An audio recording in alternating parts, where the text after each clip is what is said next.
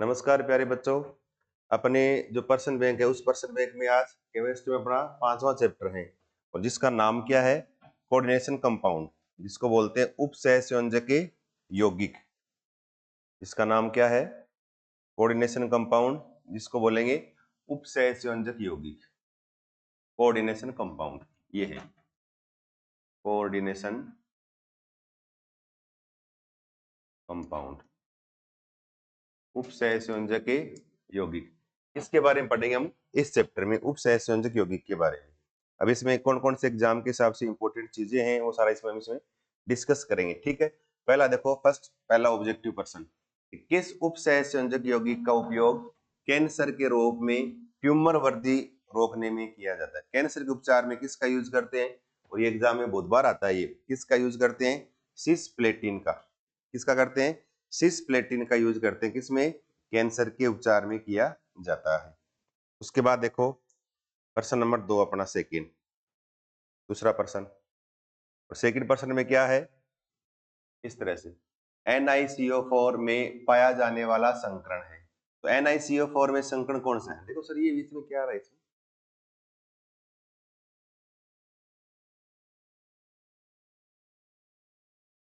PDF में नहीं होना चाहिए, पीडीएफ में हाँ। तो क्या लिखा है? NiCO4 में पाया जाने वाला संकरण। तो ये बहुत इंपॉर्टेंट है। NiCO4 वैसे CO है ना, पर्पल लिगेंड है। पर्पल लिगेंड में D के अंदर के भाग लेने चाहिए, लेकिन D इसमें अंदर वाले भाग नहीं लेते, इसमें sp3 भाग लेता है बस। तो इसमें sp3 संकरण है, ये भी इंपॉर्टेंट है, थोड़ा ध्यान रखना ये, ठीक है। इसके बाद देखो विटामिन B12 में उपस्थित धातु। विटामिन B12 है, इसमें धातु कौन सा होता है? कोबाल्ट। कौन सा होता है? कोबाल्ट पाया जाता है, CO+3 पाया जाता है इसमें मुख्य रूप से विटामिन B12 के अंदर। इसके बाद देखो अगला FeCN6-4 में अयुग्मित इलेक्ट्रॉन की संख्या कितनी है? इसमें अनपेयर्ड इलेक्ट्रॉन कितनी है? अब देखो FeCN6-4 है ना, इसमें पहले Fe पर चार्ज निकाल लो आप। FeCN6, तो इसको मैं मतलब इसमें लिखा देता हूँ ना नीचे, FeCN6-4 ये तो है। इसमें आवेश देखना है, चार्ज कितना है वो देखना है हमें। तो यहाँ पर देखो क्या है, FeCN6 और माइनस का क्या है? 4, -4 है। इसमें देखना है कितना इस पर आवेश, Fe पे निकालना है। इसको x मान लो, Fe का x मान लिया। Cn पर चार्ज क्या माइनस का 1 होता है, प्लस माइनस के कितने हो गए? 6 बराबर। ऊपर आवेश को आगे बराबर लिख देते हैं ऐसे, -4 x बराबर करेंगे ना, तो -4 तो वही, इधर आएंगे तो प्लस का 6, x बराबर क्या आ जाएगा? +2, यानी Fe पर चार्ज क्या है? +2 है। अब Fe का इलेक्ट्रॉन के विन्यास क्या होता है? क्या लिखते हो आप? आर्गन ऐसे 3d6 और 4s2 ये होता है Fe का। लेकिन यहाँ पर Fe+2 है, और +2 होते ही s के 2 इलेक्ट्रॉन यहाँ से क्या हो गए? निकल गए। s में 0, f में कितने हो गए? 6।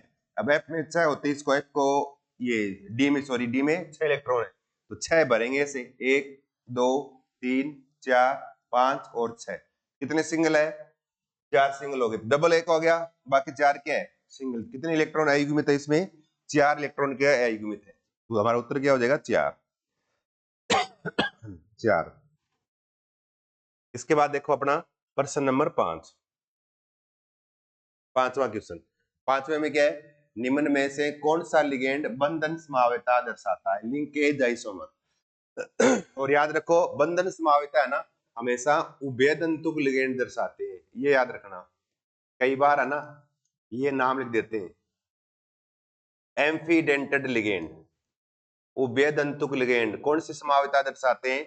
लिंकेज आइसोमेरिज्म यानी बंधन संभाव्यता दर्शाते हैं। ध्यान रखना ये उभयदंतुक या एम्फीडेंटेड लिगेंड। और इसमें उभयदंतुक कौन सा है? देखो NCS, ये NCS- ये।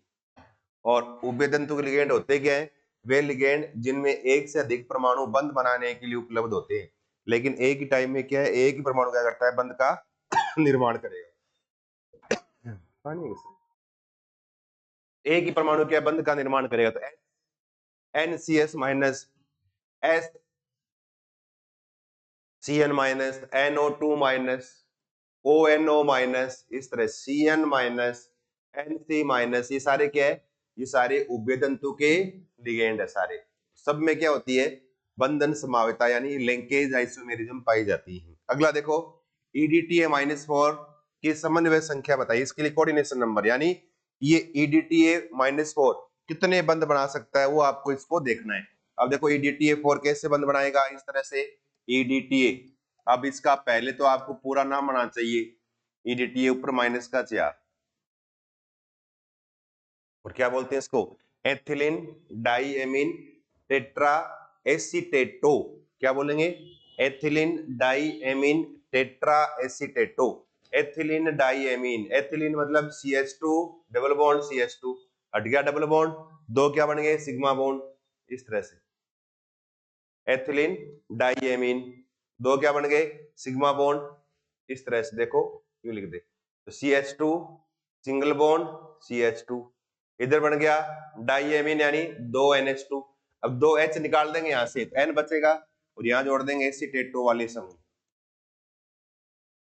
Acetic acid you CH2 COO minus, इधर भी क्या है सही, CH2 COO माइनस, इधर भी क्या है CH2 COO माइनस, तो एक बॉन्ड तो बनाएगा ये नाइट्रोजन, एक बॉन्ड बनाएगा ये नाइट्रोजन, फिर एक बॉन्ड बनाएगा ये ऑक्सीजन बनाएगा एक बॉन्ड, और एक बॉन्ड बनाएगा ये माइनस वाला ऑक्सीजन बनाएगा, और एक बॉन्ड बनाएगा ये माइनस वाला ऑक्सीजन, और एक बॉन्ड बनाएगा ये माइनस वाला ऑक्सीजन, तो 1 2 3 4 5 और 6, तो 6 बॉन्ड बनेंगे इस एथिलीन डाइएमीन के द्वारा, इसलिए इसको हेक्साडेंटेड लिगेंड भी बोलते हैं।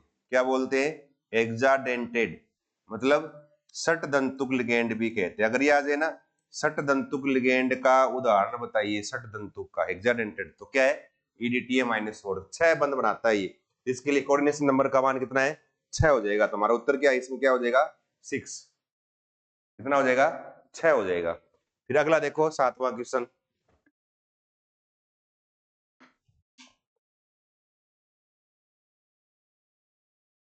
अगला देखो 7वें क्वेश्चन में, निम्न में से कौन सा किलेट लिगेंड है। याद रखो, किलेट लिगेंड मतलब वे लिगेंड जो किसी धातु के साथ जुड़कर एक किलेट यानी बंध वलय का निर्माण करे, उनको बोलते हैं किलेट लिगेंड।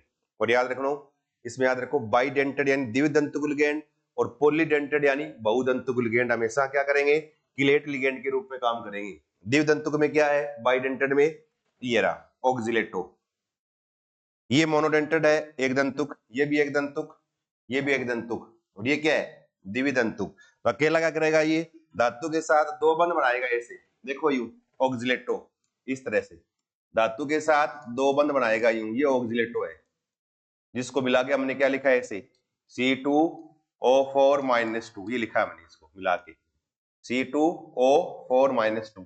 तो धातु के साथ क्या करेगा, एक बंध ये बनाएगा, धातु के साथ एक बंध ये बनाएगा, बनने से एक ऐसे पंचकोणीय क्या है, वलय बन जाएगी, जिसमें इस प्रकार से वलय बने इसको बोलते हैं किलेट वलय। क्या बोलते हैं इसको, किलेट रिंग बोलते हैं, किलेट रिंग है ये। और जिन लिगेंड के द्वारा ये किलेट रिंग बने उनको बोलते हैं किलेट लिगेंड। तो चिलेट या किलेट लिगेंड है कौन सा है, ऑक्सिलेटो। तो ऑक्सिलेटो क्या है, किलेट लिगेंड के रूप में काम करता है यहाँ पर। फिर देखो अपना अगला 8वां प्रश्न, 8वें में क्या है, K4FeCN6 निम्न के परीक्षण दे सकता है, यानी ये जो है कौन कौन से आयनों का परीक्षण देगा, तो ध्यान रखना है K4FeCN6 यू, K4FeCN6 ये, और अगर इसको तोड़े ना क्या बनेगा, 4 तो क्या है ब्रैकेट के बाहर, 4 तो K प्लस प्लस, और बड़े वाला ब्रैकेट है ना, इसका कभी भी आयनन नहीं होता, टूटेगा नहीं ये ऐसे, उस पे -4, ऐसे सेम ऐसे रहेगा, इसमें Cn माइनस का आयन का टेस्ट नहीं आएगा। तो इस पूरे संकुल आयन, कॉम्प्लेक्स आयन बढ़ गया संकुल आयन, और एक K प्लस ये बनेंगे बस, इसके अंदर टूटेगा नहीं, तो बड़े वाला ब्रैकेट ही टूटता नहीं है ये, इसलिए अगर इनको तोड़ोगे ना, इसमें दो ही प्रकार के आयन K प्लस और ये संकुल आयन, दो प्रकार के आयन को क्या करेगा, टेस्ट देगा, इसमें ये दो ही आयन बनेंगे, K प्लस वाले बनेंगे और FeCN6 से माइनस वाले बनेंगे, दो ही आयनों का क्या देगा, ये टेस्ट देगा, इन दो का परीक्षण देगा। फिर देखो अगला, निम्नलिखित में से कौन सा द्विविक साल्ट या द्विविक लवण या डबल साल्ट का एग्जांपल कौन सा है। डबल साल्ट में देखो ये किसका नाम है, KCl MgCl2 6H2, क्या ये KCl MgCl2.6H2 इसको बोलते हैं कार्निलाइट। कार्निलाइट। और डबल साल्ट क्या होते हैं? दो सिंगल साल्ट मिलकर एक डबल साल्ट का निर्माण करें। देखो KCl सिंगल साल्ट, MgCl2 भी सिंगल साल्ट, इनके मिलने से क्या बन गया? ये डबल साल्ट। ये डबल साल्ट का एग्जांपल है। ये देखो FeSO4 NH4 SO4 6H2O। देखो ऐसे FeSO4 dot NH4 SO4 dot 6H2O। और इसको बोलते हैं मोर लवण, मोर साल्ट बोलते हैं। क्या बोलते हैं इसको? इसको मोर लवण कहते हैं, मोर साल्ट। और ये भी क्या है? Double salt. देखो ferrous sulphate single salt, ammonium sulphate single salt, दो के मिलने से क्या बन गया? एक डबल साल्ट। ये भी डबल साल्ट है। ये भी क्या है? डबल साल्ट का एग्जांपल है। और तीसरा जो है ना, थर्ड K4FeCN6, ये डबल साल्ट नहीं है। ये क्या है कि कॉम्प्लेक्स साल्ट है या उप सहसंयोजक कंपाउंड, यानी कॉम्प्लेक्स से साल्ट, या ये कहते हैं कॉम्प्लेक्स कंपाउंड या उप सहसंयोजक यौगिक, यानी कॉम्प्लेक्स, ये कोऑर्डिनेशन कंपाउंड के रूप में काम करता है। ये डबल साल्ट नहीं है। कौन सा नहीं है? ये K4FeCN6 से डबल साल्ट नहीं, ये आपसे पूछा है। अगला देखो क्या लिखा है कि संकुल है ये PTNH33Cl2BrCl के जलीय विलयन में उपस्थित हैलाइड आयनों की संख्या बताइए। अगर पानी में घोलोगे ना, तब ध्यान रखना ये बड़े वाला ब्रैकेट जो है ना, ये टूटेगा नहीं, केवल Cl- बाहर निकलेगा। ये Cl-, इसमें क्या है? एक ही बनेगा Cl- बाहर, इसलिए एक आयन का परीक्षण देगा तो इसकी संख्या कितनी है?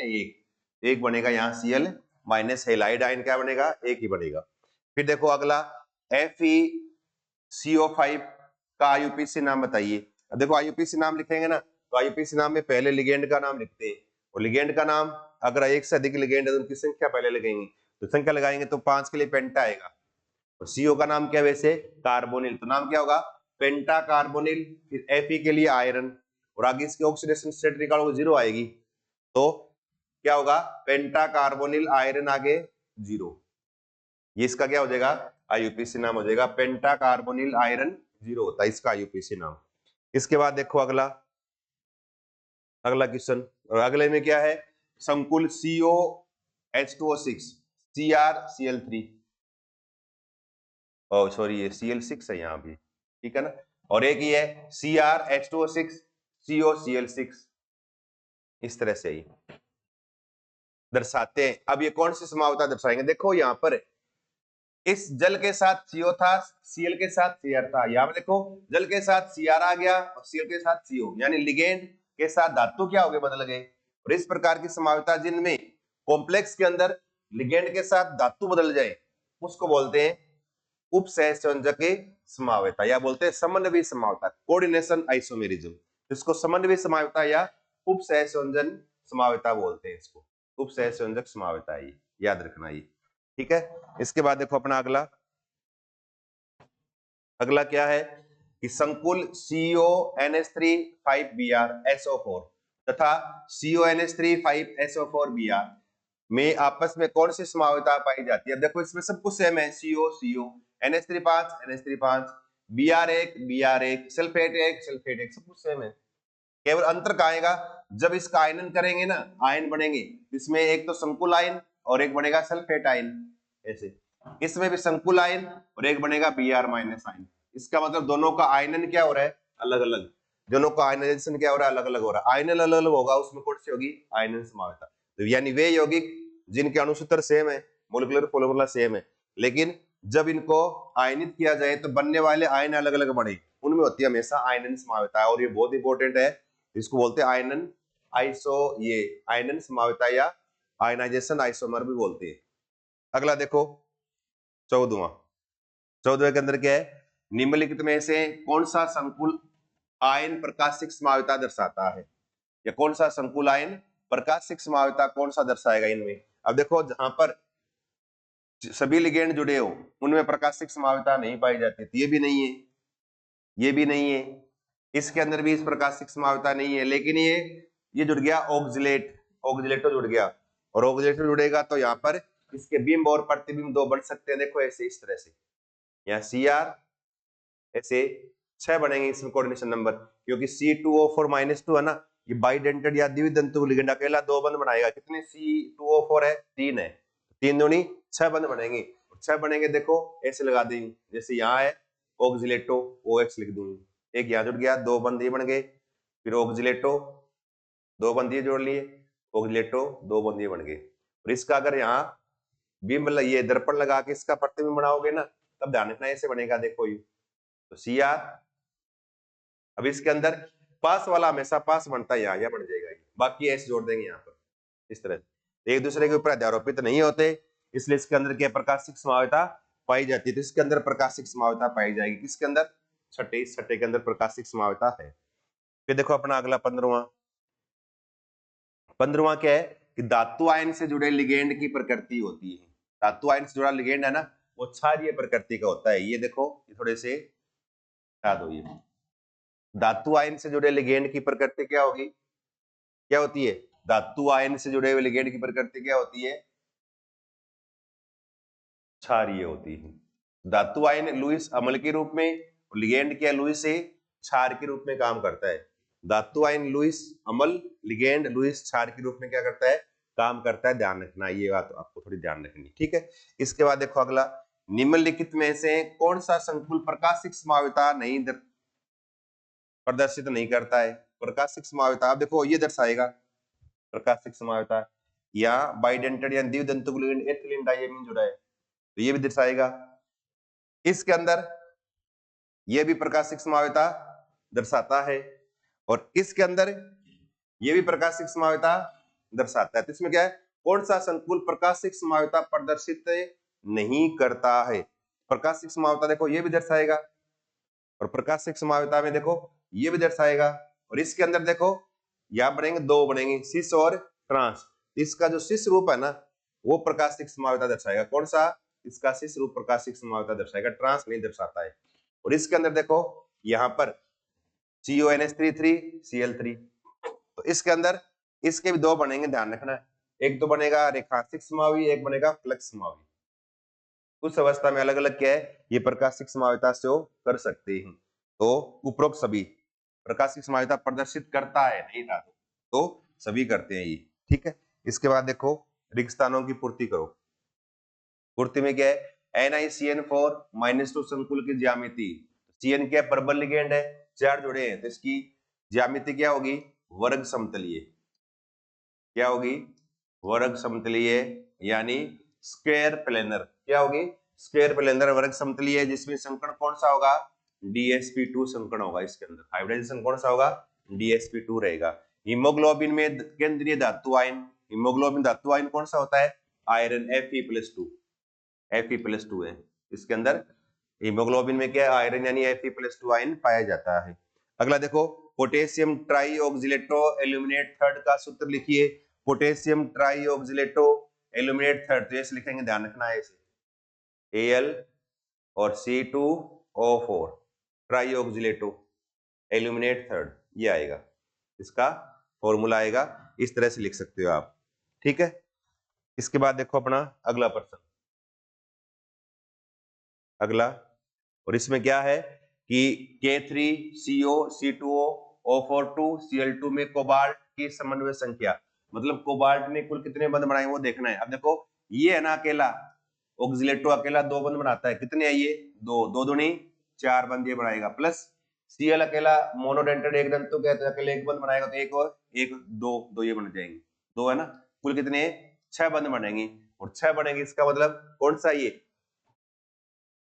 कितनी संख्या होगी इसकी, कोऑर्डिनेशन नंबर का मान कितना हो गया, 6 हो गया, कोऑर्डिनेशन नंबर या समन्वय संख्या का मान 6 हो गया। इसके बाद देखो CONH3 6+3 प्रतिचुंबकीय होता है, डायमैग्नेटिक है, इसमें कोई इलेक्ट्रॉन सिंगल नहीं होता, सारे डबल डबल होते हैं, आगे संकरण वगैरह इसकी ज्यामिति में आता है। लेकिन COF6-3 आगे करेंगे इसको, ये क्या होता है, अनुचुंबकीय, इसमें इलेक्ट्रॉन सिंगल आ जाते हैं, इसमें इलेक्ट्रॉन क्या है, सिंगल आ जाएंगे, तो ये क्या होगा, अनुचुंबकीय यानी पैरामैग्नेटिक नेचर का होता है, अनुचुंबकीय प्रकृति का होता है। फिर देखो अपना छठा प्रश्न, और छठे में क्या है, Cr C2O4-3 में Cr की उपसहसंयोजक संख्या है, मतलब कितने बंध बनाएगा ये। अब C2O4 कितने, अकेला 2 बनाता है, तो 3 दूनी 6 बंध बनेंगे, इसकी कितनी होगी, 6 होती है।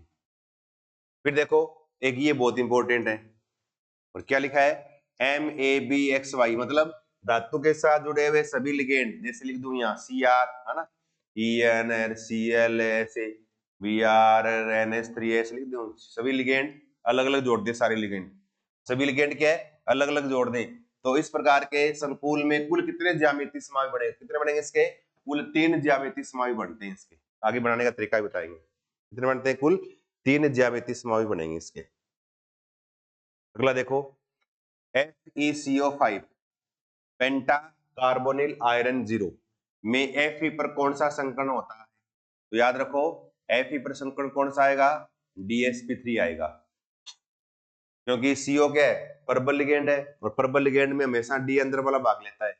टोटल कितने हैं, 5 है, तो 1 S 3 P 4 और 1 D, 5 भाग लेंगे तो D1, तो कौन सा अंदर वाला लिखना है, तो DsP3 होगा। और इसका चुंबकीय गुण बताइए, और इसका चुंबकीय गुण निकालोगे ना, तो तब देखो Fe में इलेक्ट्रॉन कितने हैं, D में 6, S में कितने हैं 2, तो S वाले पीछे आ जाएंगे, D में बढ़ जाएंगे, 6 और 2 8 हो जाएंगे, 8 भरेंगे तो एक ही D खाली बचेगा, सभी डबल डबल रहेंगे, तो इसकी प्रकृति क्या हो जाएगी, प्रति चुंबकीय होगी, ध्यान रखना प्रकृति क्या होगी इसकी, प्रति चुंबकीय।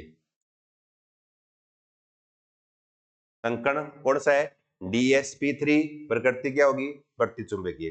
फिर देखो अगला द्विदंतुक लिगेंड का एक उदाहरण लिखिए, अभी लिखा आपने द्विदंतुक लिगेंड में देखो ऑक्सिलेटो C2O4 -2, ऑक्सिलेटो क्या बोलते हैं इसको, ऑक्सिलेटो, ये द्विदंतुक है, लिखते हो ना आप EN, मतलब एथिलीन डाइएमीन, इस तरह से ethylene diamine CH2 CH2 NH2 NH2, ethylene diamine, ये भी द्विदंतुक लिगेंड का उदाहरण है। ग्लाइसिनेटो GLY लिखते हैं, ग्लाइसिनेटो ये भी क्या है, द्विदंतुक लिगेंड का क्या उदाहरण है। तो बाइडेंटेट के एग्जांपल आपको याद रखने, जो दो बंध बनाते हैं।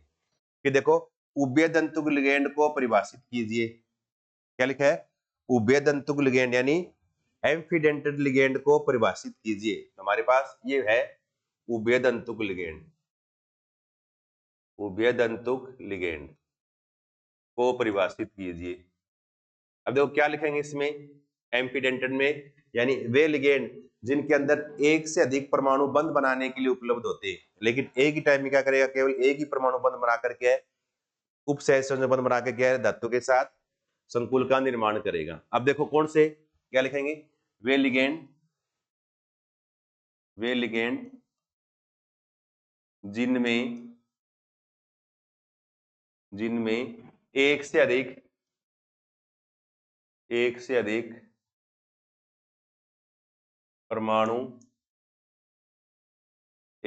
परमाणु बंध बनाने के लिए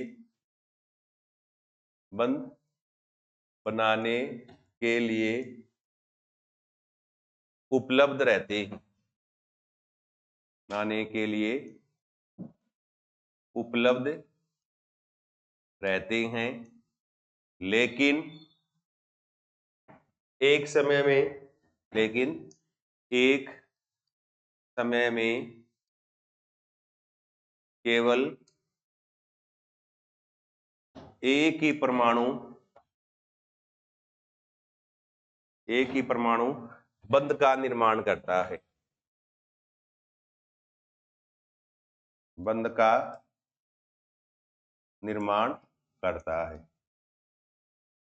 उभयदंतुक लिगेंड कहलाते हैं। जैसे एग्जांपल लिखें, जैसे अगर CN में अगर C बंध बनाएगा ना, देखो ऐसे लिख दूं, चलो एग्जांपल, अगर CN माइनस में अगर धातु के साथ C बंध बनाई, M मतलब मेटल है, धातु के साथ C बंध बनाई, तब इसको बोलते हैं साइनो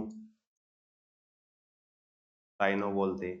और अगर धातु के साथ C बंध नहीं बनाई, N बंध बनाई, NC माइनस कर दें, अब N बना रहे तो इस CN में दोनों परमाणु बंध बनाने के लिए उपलब्ध है, लेकिन एक टाइम में एक ही बनाता है, तो उसको बोलते हैं उभयदंतुक, उसको बोलते हैं आइसोसाइनो। अगर N बंध बनाए तो इसका नाम क्या हो जाएगा, आइसोसाइनो हो जाएगा, आइसोसाइनो। इसी प्रकार से अगर धातु के साथ जैसे NO2 है माइनस, तो अगर N बंध बनाए धातु के साथ, इसको बोलते हैं नाइट्रो, क्या बोलेंगे, नाइट्रो। और अगर N बंध नहीं बनाए, कौन बनाए, O बंद बनाए ONO माइनस, तो O भी बंद बना सकता है, तो उसको बोलते हैं नाइट्राइटो। क्या बोलेंगे? इसको नाइट्राइटो बोलते हैं। इसी प्रकार से अगर धातु के साथ HCN माइनस S बंद बनाए इस प्रकार से, इसको बोलते हैं थायोसाइनेटो। क्या बोलते हैं इसको? थायोसाइनेटो। थायोसाइनेटो। और अगर यहां पर S बंद नहीं बनाए, N बनाए, NCS माइनस कर दे, इसको बोलते हैं आइसोथायोसाइनेटो बोलते हैं। देख सा आइसोथायोसाइनेटो बोलते हैं। तो इसका मतलब ये क्या है? उभयदंतुक। ये भी क्या है? उभयदंतुक। ये भी क्या है? उभयदंतुक। ये सारे उभयदंतुक लिगेंड है। ये सारे क्या? ये एम्फीडेंटेड लिगेंड के एग्जांपल है। तो एक से अधिक परमाणु बंध बनाने के लिए उपलब्ध है, लेकिन एक ही टाइम में एक ही परमाणु बंध बनाए उसको बोलते हैं उभयदंतुक लिगेंड। एग्जांपल आपका याद रखने, cyano, isocyano, nitro, nitrito, thiocyanato, isothiocyanato, ये क्या है? उभयदंतुक लिगेंड के एग्जांपल है। इसके बाद देखो अगला प्रश्न, PTNH3 के ज्यामितीय समावि बनाइए। इसके लिए ज्यामितीय समावि बनाने हैं इसके। तो ज्यामितीय समाविता में दो प्रकार के समावि बनते हैं, एक सिस और एक क्या बनता है? ट्रांस। अब देखो प्लेटिनम में हमेशा वर्ग समतलीय समावि बनेंगे ऐसे। तो क्या करें? NH3 है 2, तो एक ये लगा दिया, एक ये लगा दिया, और यहाँ 2 लगा दिया, Cl1, तो एक ये, इस तरह से। और यहाँ Pt पर चार्ज क्या है? 2+2, ये है इस तरह से। तो इसमें देखो पास सेम समूह पास पास रहे, ये रूप कौन सा है? सिस, यानी समपक्ष रूप है, सिस समावी है। और अगर इसको उल्टा कर दे ऐसे, देखो इस तरह से Pt+2, और अगर इनको उल्टा कर दें जैसे NH3 और एक NH3 लगा दिया यहाँ इसके सामने, एक Cl यहाँ, एक इसके सामने यहाँ, तो सेम समूह है, सेम लिगेंड है, एक दूसरे के आमने सामने रहे, उसको बोलते हैं ट्रांस आइसोमर। क्या बोलते हैं? ट्रांस आइसोमर यानी विपक्ष समावी। तो इसके दो प्रकार के ज्यामितीय समावी बनते हैं, सिस और ट्रांस बनेंगे। इस प्रकार से आपको बनानी है, ठीक है। इसके बाद देखो अपना अगला है, एक तो ये IUPAC नाम लिखने हैं। देखो IUPAC नाम में पहले में क्या लिखेंगे? पहले लिगेंड का नाम लिखेंगे, और H2O क्या बोलते हैं? H2O का नाम एक्वा, कितने? 4, क्या लिखेंगे? Tetra aqua. आ जाएगा क्या नाम पूरा इसमें? देखो यहाँ लिख देता हूं मैं, इसका ना आगे लिखता हूं, देखना आप। तो क्या लिखें? ऐसे पहले का टेट्रा एक्वा, तो लिगेंड के सारे नाम आ गए, टेट्रा एक्वा। तो उसके बाद धातु का नाम, ऊपर प्लस चार्ज, धातु के नाम में कोई चेंज नहीं करना, सेम वही लिखना है, यानी कॉपर, टेट्रा एक्वा कॉपर। फिर आगे धातु के नाम के आगे धातु का ऑक्सीडेशन नंबर, ऑक्सीडेशन स्टेट। अब इसका निकाल लो, इसका एक्स मान लें, क्या करें? इसका एक्स मान लें। H2O पे चार्ज 0 होता है, बराबर ऊपर वाला चार्ज आगे बराबर आ जाएगा, x का मान +2। इसका मतलब यहाँ कॉपर पे चार्ज क्या है? कॉपर पे चार्ज +2 है, तो यहाँ क्या लिख देंगे? सेकेंड, इस तरह से। इसका नाम आ गया टेट्रा एक्वा कॉपर सेकेंड, इसका पहले का नाम। दूसरे में देखो ये है सेकेंड में, तो सेकेंड में क्या करेंगे? इनका नाम लिखना है। अब लिगेंड देखो NH3 भी है, Cl भी है, NO2 भी है, तीनों प्रकार के लिगेंड आ गए। और तीनों प्रकार के अगर एक से अधिक प्रकार के लिगेंड आ जाए ना, क्या करेंगे? इनका नाम अल्फा, अंग्रेजी वर्ण वाला के अल्फाबेटिकली लिखेंगे। अब देखो एमीन ए से स्टार्ट होता है, NH3 का नाम क्या लिखते हैं? एमीन, ए से। Cl का नाम क्लोरो या क्लोरिडो बोलते हैं, तो C से स्टार्ट होता है। और NO2 का नाइट्रो, N से स्टार्ट होता है। पहले किसका आएगा? NH3 का, और NH3 का नाम क्या है? एमीन, कितने हैं? 2, क्या लिखेंगे? Di amine, di amine. फिर एक है Cl, तो क्लोरिडो, या क्लोरो लिखा हुआ जाए तो एक ही बात है, क्लोरिडो। फिर NO2 का नाइट्रो, एक ही है, तो नाइट्रो। फिर प्लेटिनम, अब ऊपर यहाँ कुछ लिखा हुआ नहीं आए ना, या यहाँ प्लस आ जाए लिखा हुआ, तब धातु के नाम में कोई चेंज नहीं करना है। और अगर ब्रैकेट लगा हुआ आ जाए, ऊपर यहाँ माइनस लिखा हुआ आ जाए, या इस ब्रैकेट के पहले कुछ लिखा हुआ आ जाए, तब धातु के नाम के एंड में 8 लगाते हैं। अब यहाँ इसका नाम प्लेटिनम ही रहेगा, तो प्लेटिनम, प्लेटिनम। और धातु के आगे उसकी ऑक्सीडेशन स्टेट लिखनी है रोमन संख्या में। अब देखो NH3 पे चार्ज क्या है, 0, Cl पर चार्ज -1, NO2 पर चार्ज -1, बराबर कुल चार्ज ऊपर 0। इधर आएंगे -1 -1 तो -2, इधर आएंगे तो +2 हो जाएंगे। इसका मतलब प्लेटिनम पे चार्ज क्या आएगा, +2। यहाँ क्या लिखेंगे, सेकेंड। इसका नाम हो गया डाइएमीन क्लोरिडो नाइट्रो प्लेटिनम सेकेंड, इसका नाम हो गया। ठीक है, उसके बाद देखो अपना तीसरे का, थर्ड का नाम। तीसरे का लिखे, वो तीसरे का नाम लिखोगे ना यू, और कौन सा है पहला, अच्छा इधर वाला कर दिया पहले, तो कोई बात नहीं। इसका करें CONH3 6Br3, इसका लिखे तो CONH3 6Br3। अब देखो ये ब्रैकेट वाला है, ये बड़ा ब्रैकेट है। अब इस बड़े ब्रैकेट वाले का नाम पहले लिखना है, याद ये रखो, आपको क्रम से नाम लिखना है। शुरू में जो लिखा है उसको पहले नाम, पहले उसका लिखना है, उसके बाद आगे वाले का नाम लिखना है। अब देखो यहाँ पहले इस ब्रैकेट में क्या, लिगेंड का नाम, और लिगेंड में NH3 का नाम। एमीन कितने हैं, 6 के लिए हेक्सा एमीन, क्या आ गया, हेक्सा एमीन। फिर CO, अब CO पर चार्ज निकालना है, X मान ले CO को, तो NH3 पर चार्ज 0, Br पर चार्ज -1 तो -1 कुल 3 होगी, बराबर कुल आवेश 0, कुछ चार्ज नहीं ऊपर। तो ये -3 इधर जाएंगे +3, इसका मतलब CO पे चार्ज +3 है, तो हेक्साएमीन कोबाल्ट, कोबाल्ट। और आगे ऑक्सीडेशन स्टेट क्या है, थर्ड। अब इसके बाद ब्रैकेट के बाद Br है, तो रिनाइन और धनाइन की संख्या को नहीं दर्शाते हैं, तो Br की संख्या नहीं लिखनी, अब ट्राई नहीं लगाना, सिर्फ नाम क्या आएगा, ब्रोमाइड। तो इसका सीधा नाम क्या आएगा, ब्रोमाइड। ये हो गया ब्रोमाइड, इस तरह से।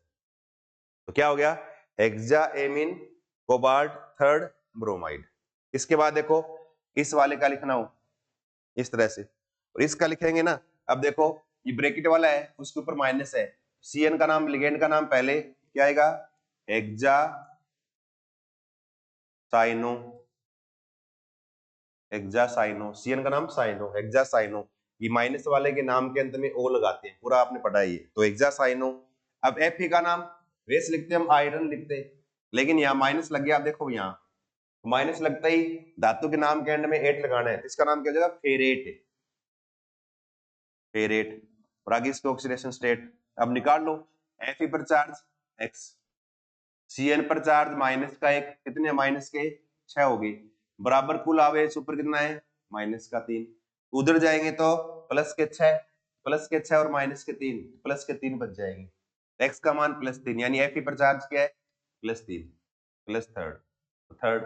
और अब ऊपर देखो चार्ज माइनस है, तो माइनस आते ही पूरा, ये अब ये उदासीन नहीं है, ये क्या है, आयन है, माइनस आयन, तो इसका नाम लास्ट में नाम में क्या लिखेंगे, आयन।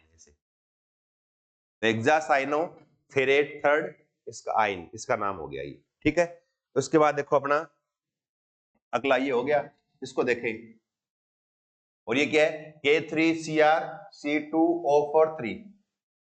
अब देखो पहले यहां से शुरू करना आपको, अब ब्रैकेट के बाहर ये K प्लस धनायन है ये, और धनायन व ऋणायन की संख्या दर्शाते नहीं, ध्यान रखना आपको।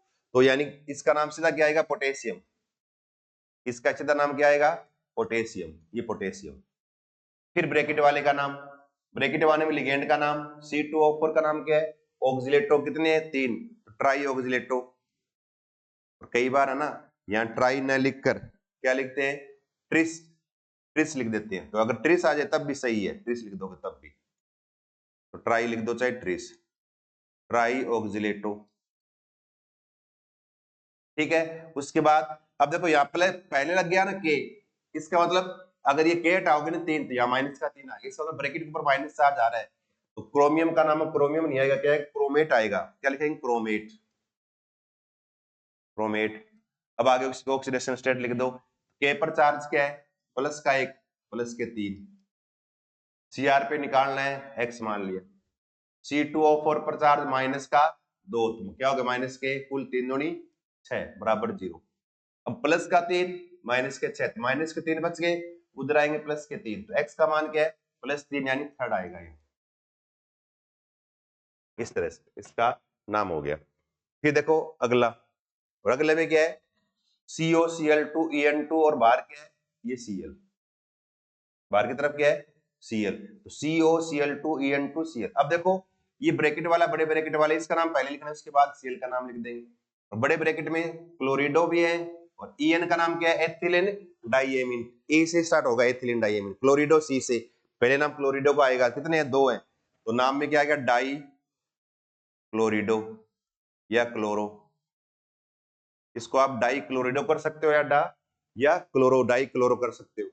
फिर क्या है, एथिलीन डाइएमीन है, 2 है ना। आओ रजत सर आओ, how are you, what are you doing, something something. हाँ, तो ईएन का नाम क्या है, एथिलीन डाइएमीन, कितने हैं, 2, 2 के लिए क्या आएगा, नाम में लिखेंगे 20। फिर आगे ब्रैकेट में ethylene diamine, ethylene diamine, bracket बंद। और उसके बाद धातु में कोबाल्ट, ऑक्सीडेशन स्टेट निकाल लो, इसकी थर्ड आएगी, कोबाल्ट है, क्रोमियम इसकी थर्ड ही आएगी, Fe की +2 या +3 हो सकती है, कॉपर की +1 या +2 हो सकती है, जिंक की +2 करनी है, एल्यूमिनियम की +3 करनी है, Ag की +1 करनी है। इस तरह से कुछ एक याद भी कर लो, चाहे आप वो लिख सकते हो, अब इसकी निकाल भी सकते हो। देखो CO पे चार्ज निकालना है x, Cl पर कितना है, 2 है ना, तो माइनस के 2 हो गए टोटल, और En ये उदासीन है, और Cl यहाँ एक -1 है, कुल 0। अब देखो कितने होगा, -3, उधर जाएंगे तो +3, इसका मतलब x का मान +3, यानी CO पर चार्ज क्या आएगा, 3, थर्ड लिख दिया। लास्ट में Cl के लिए क्लोराइड, तो क्लोराइड इस तरह से, इसका यूपीसी नाम हो गया, ये क्या हो गया, डाइक्लोरिडो बिस ethylene diamine cobalt third chloride. इस तरह से तीसरे हमने क्या है, 6 इस कंपाउंड के हमने आईयूपीसी नाम लिखे हैं इन कोऑर्डिनेशन कंपाउंड के। तो आपको थोड़ा लिखने का तरीका आना चाहिए, आपने जब चैप्टर पढ़ा है तब इसके कुछ रूल्स है वो आपने पढ़े होंगे आराम से, रूल के अकॉर्डिंग हमें पढ़ना है, इनके नाम करने हैं। और नाम में देखो रूल में 2-3 बातें बता दूं, जब कोई भी कंपाउंड लिखा हुआ है ना, तब ध्यान रखना उसका नाम हमेशा स्टार्ट से लिखना है, चाहे पहले बड़े ब्रैकेट वाला आ जाए या कुछ पहले कोई दनाई लिखा हुआ आ जाए, वहां से शुरू करना है। ब्रैकेट वाला है आ जाए, ब्रैकेट वाले में पहले लिगेंड का नाम लिखते हैं, उसके बाद धातु का नाम आएगा। और लिगेंड की संख्या अगर 1 से अधिक है तो डाई ट्राई टेट्रा ऐसे लगाना संख्या दर्शाने के लिए। और कुछ लिगेंड ऐसे है डाई ट्राई नहीं लगा सकते, वहां पर क्या 20 30 टेट्रा की ऐसे लगाते हैं, पेंटा की इस तरह से। और फिर धातु का नाम लिखने के बाद धातु के आगे है ना, फिर ब्रैकेट लगा के रोमन संख्या में लिखते हैं, उसका ऑक्सीडेशन स्टेट लिखते हैं। और अगर ब्रैकेट पर कोई प्लस चार्ज है या कोई चार्ज नहीं है, तब धातु के नाम में कोई चेंज नहीं करना है। और अगर बड़े वाले ब्रैकेट के ऊपर माइनस आ जाए, क्या आ जाए, बड़े वाले ब्रैकेट के ऊपर अगर माइनस चार्ज आ जाए, तब क्या करना है आपको, उसके ऊपर फिर क्या करना है, धातु के नाम के एंड में क्या है, आपको 8 लगाना है। क्या करना है आपको, लास्ट में 8 लगाना, धातु के नाम के एंड में 8 लगाना है, ये ध्यान रखना है, ठीक है। इसके बाद देखो अपना अगला छठा प्रश्न, प्रश्न नंबर 6। छठे में क्या है, निम्नलिखित उप सहसंयोजक यौगिकों के सूत्र लिखिए, फॉर्मूले लिखने हैं। अब देखो ये लिखना बहुत ही आसान है, टेट्राएमीन 4 NH3, एक्वा 1 H2 है, क्लोरिडो Cl है, कोबाल्ट थर्ड क्लोराइड। अब देखो यूं कर ले, पहले ब्रैकेट बना लो, ठीक है, ब्रैकेट के बाहर क्लोराइड यानी Cl माइनस है, क्लोराइड एक बार लिख लो ऐसे, ठीक है। अब देखो धातु कौन सी है, कोबाल्ट, थोड़ा बड़ा लिख लिखो उसको इस तरह से, यूं है। अब इसमें धातु कोबाल्ट, कितने NH3, tetra, NH3 4, aqua H2O, क्लोरिडो Cl, cobalt पर चार्ज कितना है, +3 थर्ड, लास्ट में क्लोराइड। अब देख लो यहां पर कितना आता है, CO +3, ये 0, ये 0, ये -1, ये तो -1 और ये +3, तो प्लस के 2 रह गए, तो कुल आवेश +2 बच गया, तो यहाँ +2 आएंगे। तो +2 आने के लिए, उदासीन करने के लिए कितने चाहिए, Cl 2 चाहिए, तो हमें 2 लगाने पड़ेंगे। इसका मतलब हमारा फाइनल फॉर्मूला क्या ये आ जाएगा, CO NH3 4, फिर H2O, फिर Cl ब्रैकेट बंद, Cl2, ये हमारा इसका फाइनल आ गया फॉर्मूला। तो मतलब अगर कितने Cl लगाने वो चेक करना हो तो इस बड़े वाले ब्रैकेट के अंदर प्लस माइनस चार्ज काउंट कर लो। अगर प्लस चार्ज जितने बचे ऊपर आ जाएंगे यहाँ, और अगर माइनस बच जाए तो ऊपर माइनस आ जाएंगे।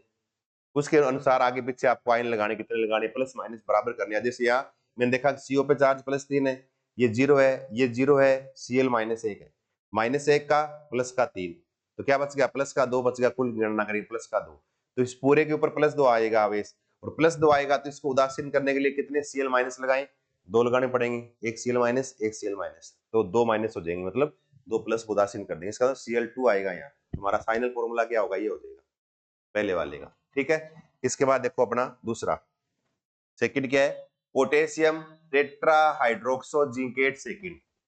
अब देखो इसमें केवल ब्रैकेट वाला ही है, ब्रैकेट के बाहर कुछ नहीं है।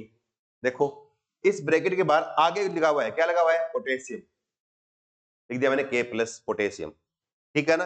अब ब्रैकेट के बाहर अंदर क्या है, जिंक, तो क्या लिखा है, टेट्राहाइड्रोक्सो, हाइड्रोक्सो मतलब OH, कितने हैं, 4 ऐसे। अब देखो, और जिंक के सेकंड है मतलब +2 है।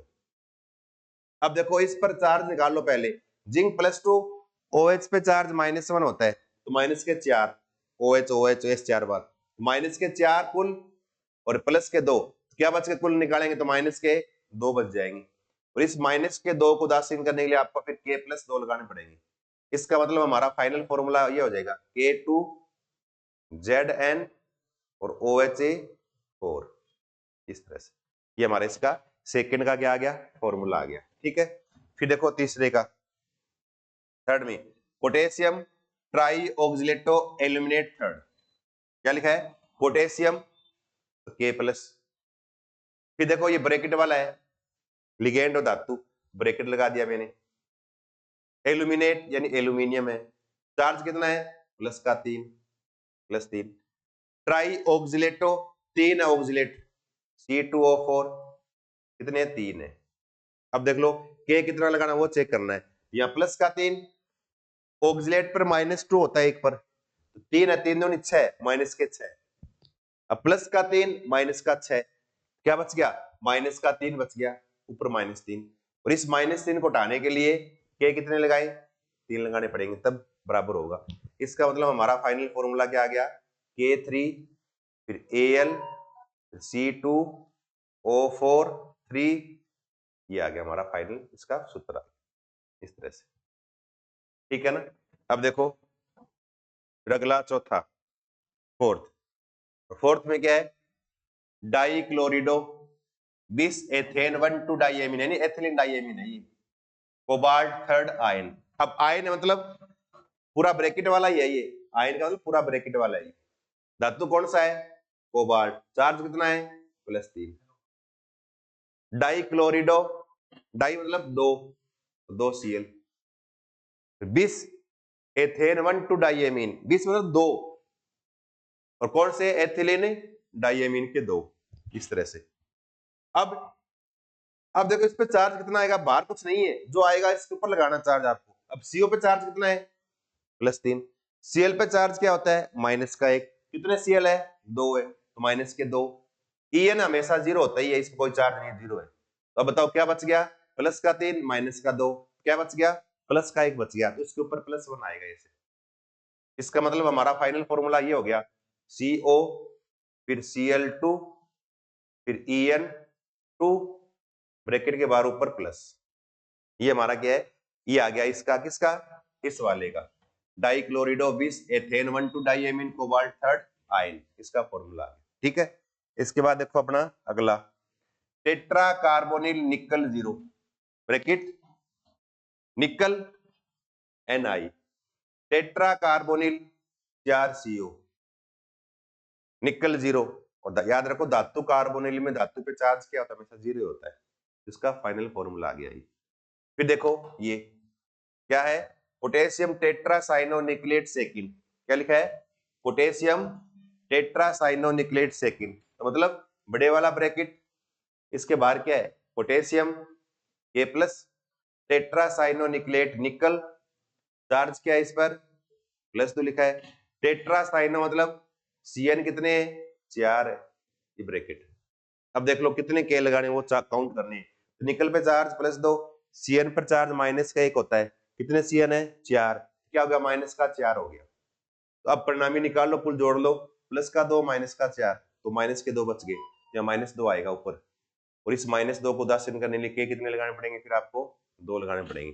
तब इसका मतलब हमारा फाइनल फॉर्मूला क्या आ गया, K2 ऐसे Ni फिर CN4, ये हमारा फाइनल इसका फॉर्मूला किसका, पोटेशियम टेट्रासाइनोनिक्लेट सेकेंड का फॉर्मूला आ गया। इस तरह से क्या लिखना है आपको, इस तरह से आपको इनके नाम लिखे, इन नाम से क्या आपको फॉर्मूले बनाने आने चाहिए, ठीक है ना। तो ये अपने 6 प्रश्न हो गए यहाँ तक। उसके बाद टोटल इसमें है ना लगभग 20 एक प्रश्न है ना, 23 कुछ क्वेश्चन है। तो देखो एक दो और थोड़ा देखते हैं। और देखो सर आप बनाओगे क्या, कितने मिनट हो गया, टाइम का हो गया,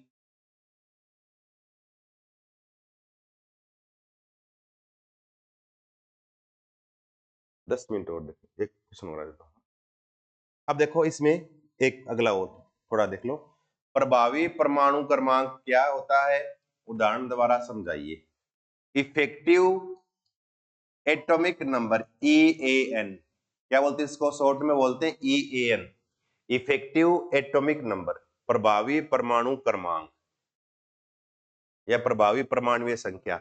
इफेक्टिव एटॉमिक नंबर क्या है, इसको उदाहरण के द्वारा समझाना है आपको। अब देखो है क्या ये इफेक्टिव एटॉमिक नंबर, होता क्या है, इफेक्टिव एटॉमिक नंबर में क्या है कि धातु जो है ना वो उतने लिगेंड के साथ बंध बनाता है, क्या क्या करेगा, धातु उतने लिगेंड के साथ बंध बनाता है जिससे धातु क्या करे, उस लिगेंड से इलेक्ट्रॉन लेने के बाद उस धातु के पास कुल इलेक्ट्रॉन की संख्या कितनी हो जाए, निष्क्रिय गैस विन्यास के बराबर हो जाए। या तो 18 हो जाए आर्गन विन्यास, या क्रिप्टोन में 36 तो 36 इलेक्ट्रॉन कुल हो जाए, या फिर जिनोन 54 इलेक्ट्रॉन हो जाए, या फिर रेडोन 86 इलेक्ट्रॉन हो जाए। यानी निष्क्रिय गैस इलेक्ट्रॉनिक कॉन्फ़िगरेशन, निष्क्रिय गैस इलेक्ट्रॉनिक विन्यास प्राप्त करने की कोशिश करता है धातु, कैसे, लिगेंड के साथ जुड़कर। इसको बोलते हैं इफेक्टिव एटॉमिक नंबर। इसमें क्या लिखेंगे, देखो लिखना क्या आपको वो देखना है, EAN लिख रहा हूं शॉर्ट में, इफेक्टिव एटॉमिक नंबर, प्रभावी परमाणुीय संख्या। अब देखो इसमें क्या लिखेंगे, क्या लिखना है कि धातु परमाणु या आयन, धातु परमाणु या आयन किसी या किन्हीं लिगेंड या आयन लिगेंड के साथ जुड़कर, लिगेंड के साथ जुड़कर संकुल का निर्माण करता है, संकुल का निर्माण करता है, निर्माण करता है, तो वह उतने ही लिगेंड के साथ बंध बनाता है, उतने ही लिगेंड के साथ बंध बनाता है, बंध बनाता है, जिससे जिससे उस धातु के पास, उस धातु के पास कुल इलेक्ट्रॉन की संख्या, कुल इलेक्ट्रॉन की संख्या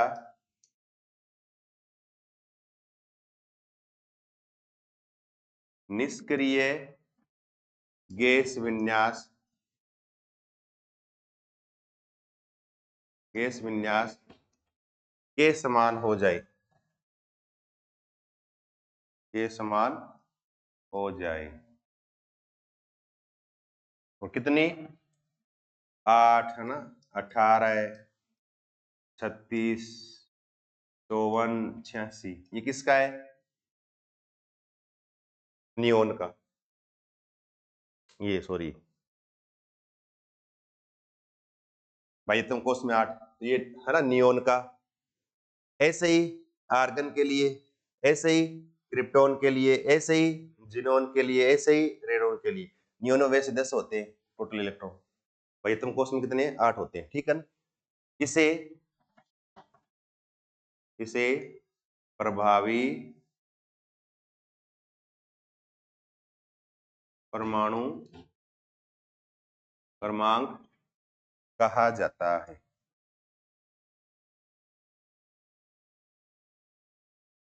जैसे जैसे एग्जांपल देखें, ठीक है ना। अब देखो एग्जांपल में जैसे क्यों लिख दें, ये लिख दिया K4 FeCN6। तो Fe 6 CN के साथ केस जुड़ा है, इसका निकालें अगर हम, क्या निकालें, इफेक्टिव एटॉमिक नंबर निकालें इसका। और इफेक्टिव एटॉमिक नंबर निकालें तो देखो कैसे, इस तरह से इफेक्टिव एटॉमिक नंबर में तो K4 FeCN6। अब Fe पर चार्ज निकाल लो पहले, K पर चार्ज +4 प्लस Fe पर निकालना है तो x, फिर प्लस Cn पर चार्ज -1 होता है तो -6 बराबर ऊपर आवेश 0 है तो यहाँ 0। x का मान निकालो कितना आएगा, +4 -2 तो -2 इधर जाएंगे +2 हो जाएंगे तो 2। इसका मतलब Fe पर चार्ज क्या है, +2 है। और अगर Fe पर चार्ज +2 है ना, उस दौरान देखो इसका अगर इलेक्ट्रॉनिक विन्यास लिखें तो ऐसे लिखोगे आर्गन 3d4s, और ऐसे 2 इलेक्ट्रॉन निकल जाएंगे तो इसमें 2 डी में कितने रह गए, 6, इस तरह से।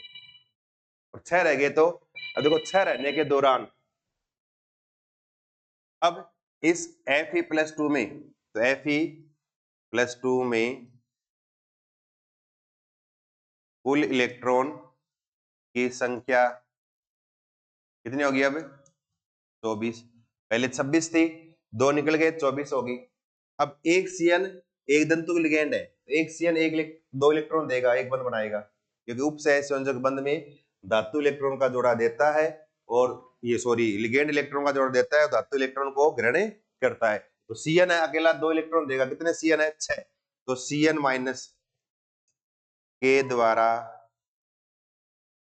दिए गए इलेक्ट्रॉन की संख्या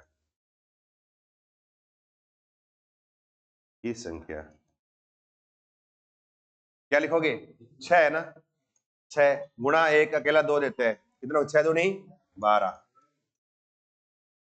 और कुल इलेक्ट्रॉन कितने हो गए, कुल इलेक्ट्रॉन की संख्या कितनी होगी अब, 24 इसके 12 ये कितने हो गए, 36 इलेक्ट्रॉन हो गए। 36 किसका होता है, क्रिप्टॉन का।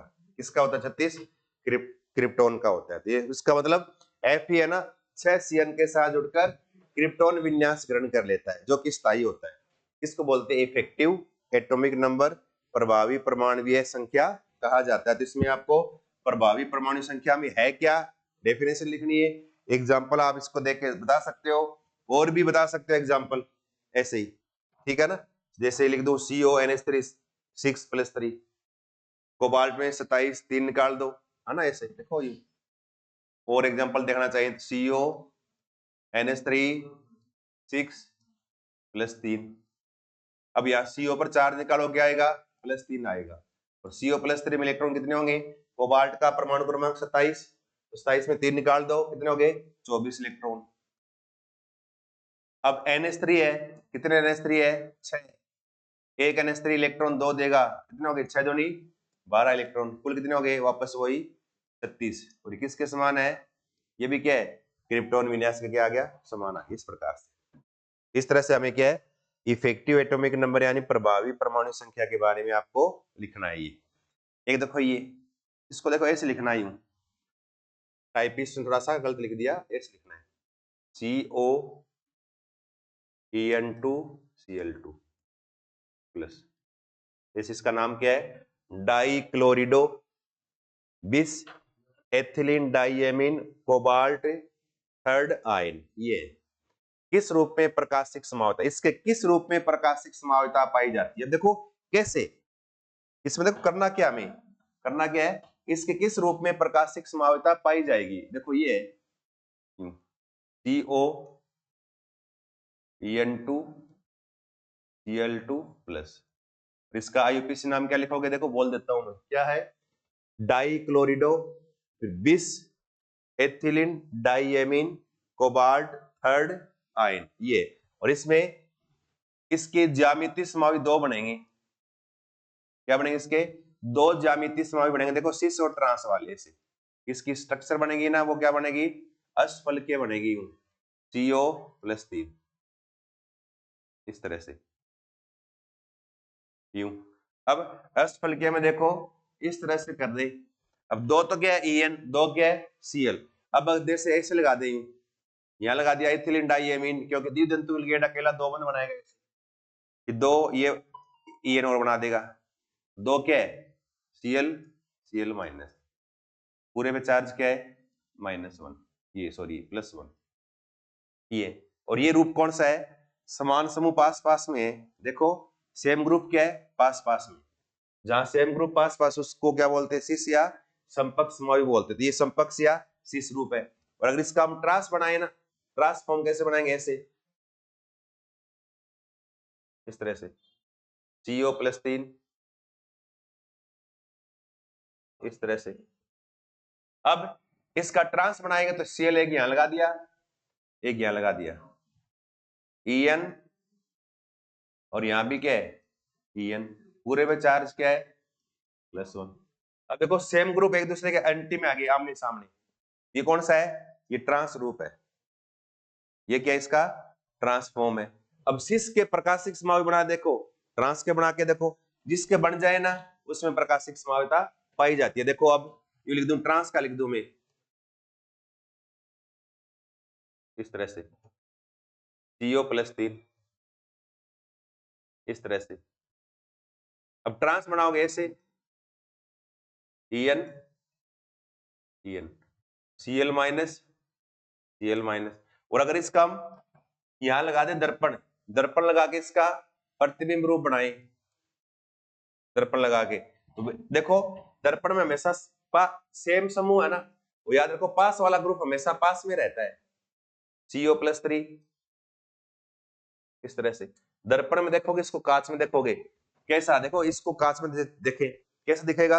हमेशा कांच में देखने के लिए ध्यान रखो, पास वाले ग्रुप को हमेशा पास बनाते हैं, इधर बनाएंगे, और ये इधर बनते ही ऑटोमेटिक ये इधर अपने आप आ गया है, ये Cl और ये Cl। अब देखो दोनों रूपों में कोई अंतर है क्या?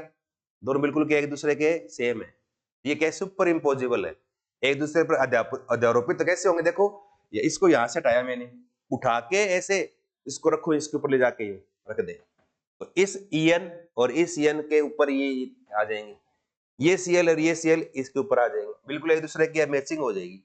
जहां मैचिंग हो जाए ना, वहां प्रकाशिक संभाव्यता नहीं पाई जाती। इसका मतलब इसके विपक्ष रूप में प्रकाशिक संभाव्यता नहीं होती है, विपक्ष रूप में।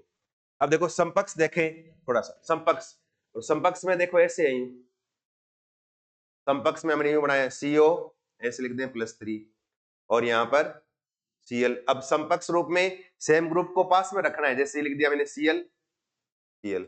अब En लगाने आपको, एक En यहां लगा दिया, एक यहां लगा दिया।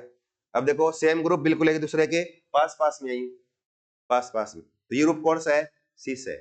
और ये कौन सा था? ये ट्रांस था, विपक्ष था, ये ट्रांस था। अब सिस है। अब यहाँ पर क्या लगाए? इसके आगे लगा दर्पण लगा दे, मतलब यहाँ पर हमने एक दर्पण लगा दिया, ये कांच लगा दिया, तो लगा के इसका, इस कांच में क्या बनाए? इसका डायग्राम बनाए। इस कांच में डायग्राम बनाओगे ना, देखो ऐसे बनाएगी इस तरह से, यू CO+3, फिर यू इस तरह से 6 बंद बनाने हैं आपको। अब देखो हमेशा कांच में पास वाला ग्रुप पास में लिखना है, तो यहाँ लिख दे Cl, यहाँ भी Cl।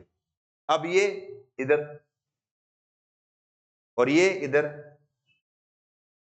ये इसका बिंब, और ये क्या बन गया? प्रतिबिंब। अब इसको उठाओ यहां से, इसको यहां से उठा के इसके ऊपर रखें। अब देखो ये नहीं रखना कि एक दूसरे के ऊपर अध्यारोपित हो रहा है कि नहीं हो रहा, ये पलटा मार दिया, पलटा मारते ये इसके ऊपर चले गए, अध्यारोपित हो गए, नहीं, इसको यहां से आपको उठाना है। उठाओगे ना, उठा के इसको इसके ऊपर रखो, ऊपर रखोगे ना, तो Cl कहां चले जाएंगे? इधर, और ये En कहां जाएंगे? इधर। एक दूसरे बिल्कुल मैचिंग नहीं हो रही, और जहां मैचिंग नहीं होती है ना, वहां पर क्या प्रकाशिक संभाव्यता पाई जाती है। इसका मतलब इस